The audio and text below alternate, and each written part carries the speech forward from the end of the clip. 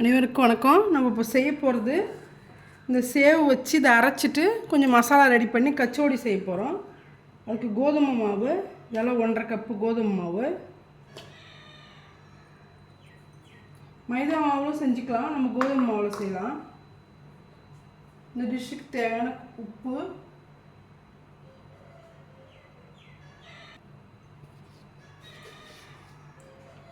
இதில் கொஞ்சம் உப்பு போட்டுக்கலாம். உள்ளே வைக்கிற அந்த ஸ்டஃபிங் கொஞ்சம் உப்பு போட்டுக்கலாம். கொஞ்சமாக ஓமம் போட்டுக்கலாம், நல்லா டேஸ்ட்டாக இருக்கும். ஓமம் வந்து அப்படியே போடக்கூடாது, இது மாதிரி நல்லா கசக்கிட்டு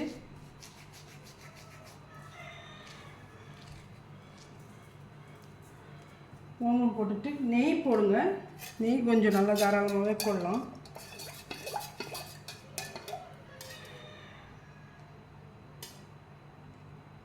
நெய் வந்து ஒரு ஸ்பூனால் 4 ஸ்பூன் போட்டுறேன். கொஞ்சமாக சில்லி ஃப்ளேக்ஸு, கொஞ்சம் புதினா கொத்தமல்லி தழை போட்டுக்கலாம்.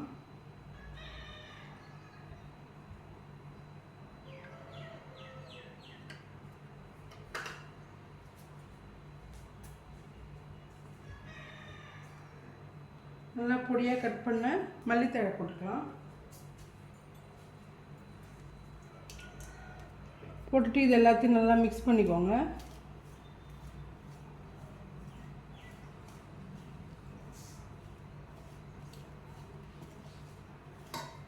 நல்லா மிக்ஸ் ஆகணும், நெய் எல்லா இடத்துக்கும் பரவணும். நல்லா மிக்ஸ் பண்ணிவிட்டு இப்படி பிடிச்சா மாவு நிற்கணும், நல்லாயிருக்கு. இந்த டைமில் கொஞ்சம் நம்ம எண்ணெய் போட்டு, எண்ணெய் இல்லை தண்ணி போட்டு நல்லா பிசைஞ்சிக்கலாம்.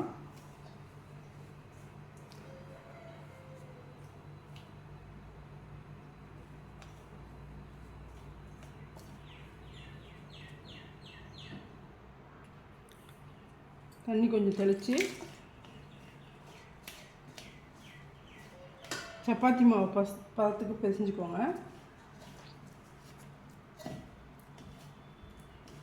பிசைஞ்சிட்டு கொஞ்சம் நேரம் இதை ஊற வச்சிடணும். ஊற வச்சுட்டு நம்ம அதுக்குள்ளே மசாலா ரெடி பண்ணலாம்.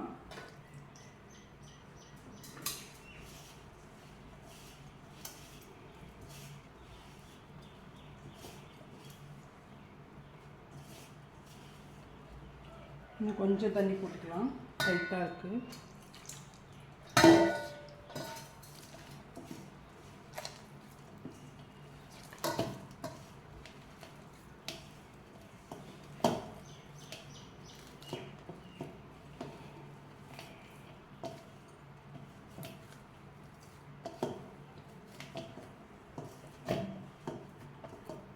அவ்வளோதான், இதை அப்படியே ஊறட்டும், நல்லா ஊறிட்டு இருக்கட்டும் மாவு.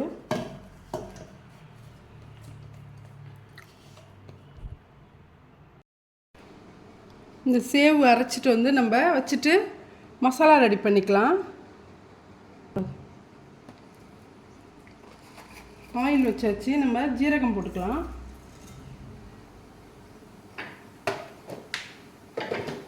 ஜீரகம் நல்லா பொரியட்டும்.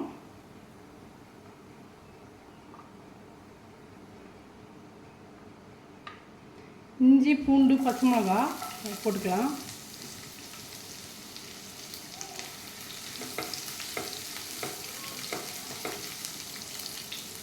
நல்லா கொஞ்சம் கலர் சேஞ்ச் ஆகணும், நல்லா வறுப்படட்டும்.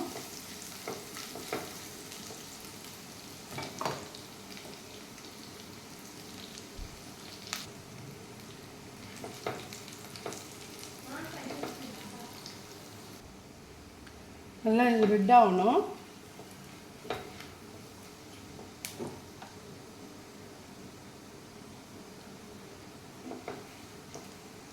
இந்த டைமில் மசாலாலாம் போட்டுக்கலாம். நம்ம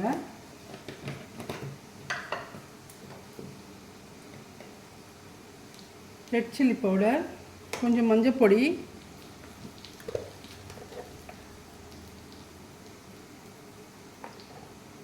கொஞ்சம் தனியா பொடி போட்டுக்கலாம்.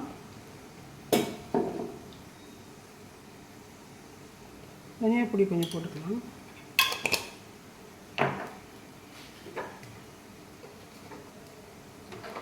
இதில் கொஞ்சம் பெருஞ்சீரகம் போட்டுக்கோங்க. பொடி இருந்தாலும் போட்டுக்கலாம், பெருஞ்சீரகம் இருந்தாலும் போட்டுக்கலாம்.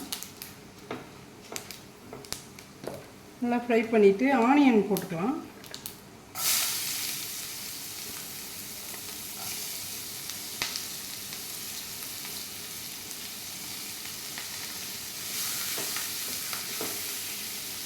இதில் கொஞ்சமாக உப்பு போட்டுக்கலாம்.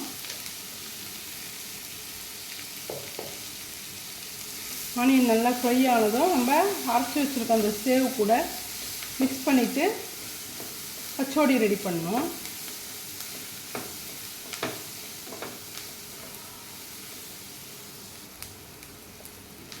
ஆனியன் இன்னும் கொஞ்சம் நல்லா வதங்கட்டும்.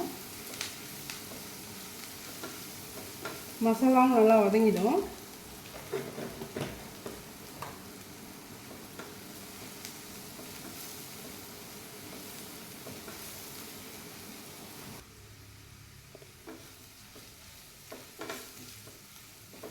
நல்லா இன்னும் கொஞ்சம் வதங்கிச்சுன்னா போதும்.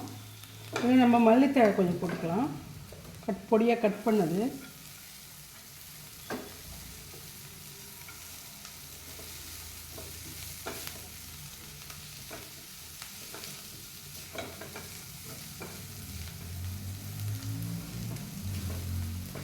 அவ்வளோதான். இது நல்லா ஆறட்டுன்னு நம்ம அந்த சேவை, நம்ம அரைச்ச சேவை இதிலே மிக்ஸ் பண்ணிக்கலாம்.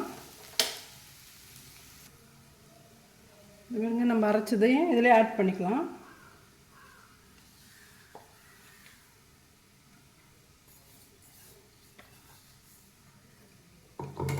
ஆட் பண்ணிட்டு நல்லா இது மிக்ஸ் பண்ணிக்கோங்க.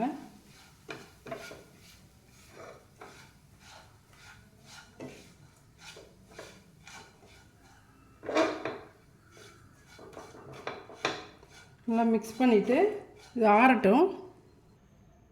நம்ம நல்லா பிசைஞ்சு வச்ச மாவை நம்ம இது மாதிரி ரெடி பண்ணிவிட்டு ஒரு பால் எடுத்து இந்த மாதிரி நல்லா மெதுவாக ப்ரெஸ் பண்ணிக்கோங்க. ப்ரெஸ் பண்ணிவிட்டு கிண்ணம் மாதிரி ரெடி பண்ணிவிட்டு நம்ம அரைச்ச அந்த வதக்கின மசாலா, இந்த அரைச்ச சேவு எல்லாத்தையும் இதுக்குள்ளே ஒரு ஸ்பூன் அளவு வச்சு அப்படியே மூடிக்கலாம்.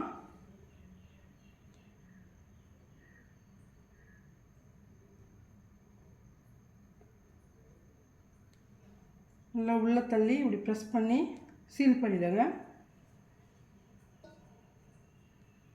சீல் பண்ணிவிட்டு இதை மெதுவாக ப்ரெஸ் பண்ணிக்கினே இருங்க. நம்ம தெரியாதவங்க சப்பாத்தி கல்லில் வச்சு நல்லா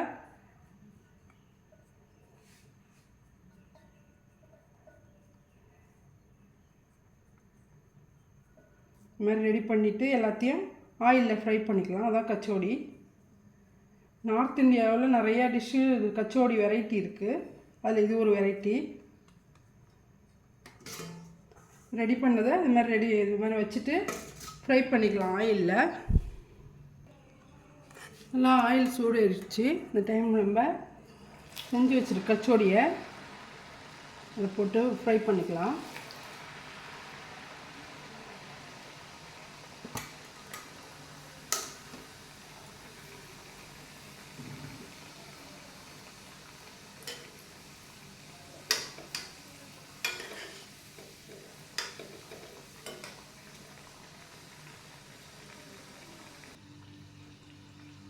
சுவையான சேவு கச்சோடி ரெடி ஆகிடுச்சு பாருங்கள். இந்த வீடியோ பிடிச்சிருந்தா லைக் பண்ணுங்கள், ஷேர் பண்ணுங்கள், கமெண்ட் பண்ணுங்கள், சப்ஸ்கிரைப் பண்ண மறக்காதீங்க. நன்றி.